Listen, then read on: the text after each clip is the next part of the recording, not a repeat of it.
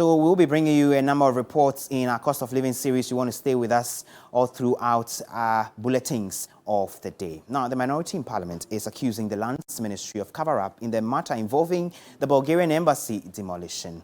We know the minority says the opaqueness of a ministry on the matter leaves many suspicions hanging over the intent of the ministry. The minority's position comes on the back of a sole Inquirer's recommendation for sanction for a private developer, Jojo Hagan, and compensation to the embassy for the destruction of a building. In the view of the Inquirer, the developer did not follow due process in the demolition. Now, portions of his report submitted to the Lands Ministry said Mr. Jojo Hagan should be sanctioned for not following due process in the eviction of the alleged trespassers and the demolition of a building, and should be made to compensate the Bulgarian embassy. The sole Inquirer also recommended that since the title to the land has not been determined by the court, it is advised that government intervenes in finding an amicable solution to this particular matter.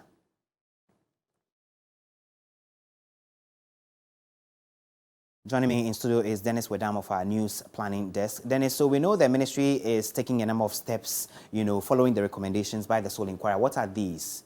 Well, so the ministry, upon taking the report of the recommendations of the sole Inquirer into the matter, has resolved to take a number of things, or have resolved to do a number of things just so to facilitate the process. One of them is for the Ministry of Lands to lead a mediation process between the parties. That is the Bulgarian embassy on one side, and those who also claim to have interest in that particular piece of land, just so they'll have an amicable solution. The ministry says that if that does not yield any result, they will wait on the 3 pending suits at the court, just so they can have that matter disposed of. The other issue they also considered doing is to instruct the Lands Commission not to, to ensure that there's no further transaction on that piece of land and that no further development is carried on that piece of land. Because in the report or the recommendations of the sole Inquirer, he found out that yes, the land is under litigation, 3 pending suits at the court, and the title hasn't been determined yet. So for that reason, they want the Lands Commission to cease any further transactions on that land, and then any registration of some sort or any development on that land until those matters are determined.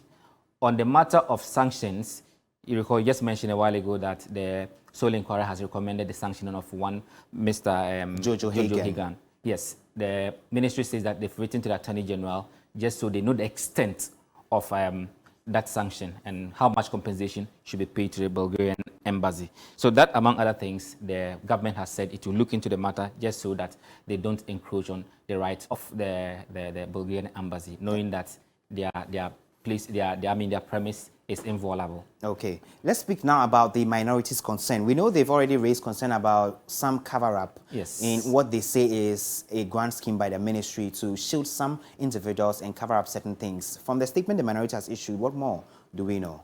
Yeah, so the minority, essentially, they have issues with the fact that the report of the sole Inquirer itself has not been published. What we have with us is a government white paper of some sort.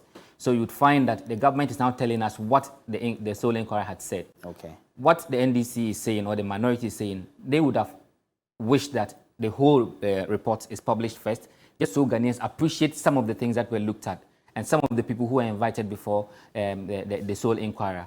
They cite the instance of the Bulgarian embassy ambassador, who they think should have been the person to appear before the sole Inquirer. Okay. In their view, the failure of the sole Inquirer to invite or to have that person appear before the inquiry was not the right thing to do. Okay. They also think that some persons have also been shielded, because when you look at the report, the Jojo Hagan person is not the person who is the private developer. He was an executor of a will. Okay. After executing the will, he decided to assign that piece of land to somebody who they say is a member of the NDPC. Okay. That person has not been fingered or has not been told to pay any compensation of anything of that sort. Okay. So that is one of the concerns of the minority in Parliament as well. Thank you, Dennis Wedam. He's with the News Planning Department. Trust that in the course of time we'll be exploring further the details of this particular 149-page report that's been issued by the sole Inquirer into this particular matter. We'll furnish you with all of those details as and when they become available.